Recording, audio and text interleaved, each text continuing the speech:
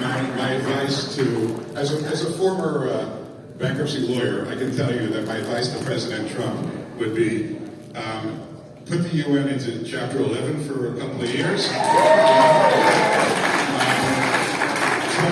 Try to reorganize it, and then if you fail, put it into Chapter 7 and just liquidate it. That would be my approach.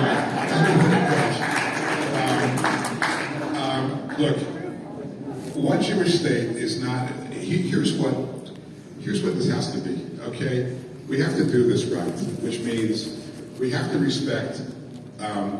First of all, the most important thing is what does Israel think? I went to President Trump tomorrow and said, I think the United States should recognize Israeli sovereignty over Judea and Samaria. The first thing he said to me is, well, what does Israel want to do? Right? So the first question is, what does Israel want to do?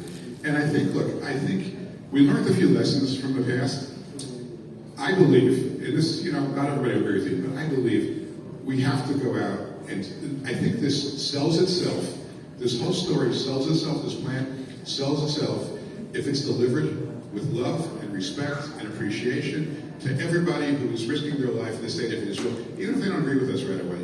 I've had so many conversations, I talk about it in my book, about people who are completely secular, had no interest in Judea and Samaria. When they learned a little bit about the majesty, the biblical majesty of it, they started to change their minds.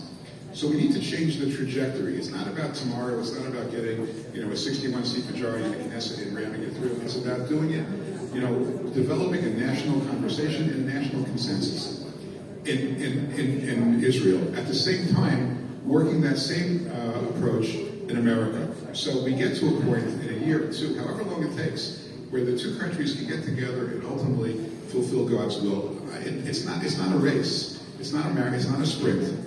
It's got to get done right. I think we only have one chance to do this. We have to do it right. But if we do it right, again, with love and respect for everybody, we'll convince them. We will make the case. Again, there's no other alternative, and this is God's will. We will make the case for Jewish sovereignty over Judea and Samaria, given enough time, given the opportunity, and given enough of a groundswell of support. So for everybody here, and all your friends and their friends, if they read the book and understand and develop a sense of fluency in this area, we'll get there. We will absolutely get to the promised land.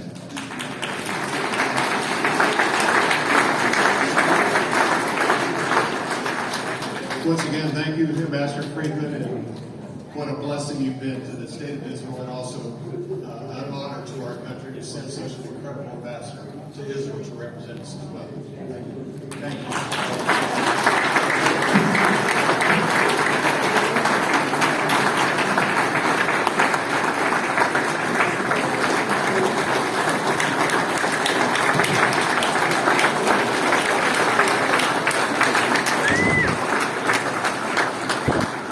I really believe Ambassador Friedman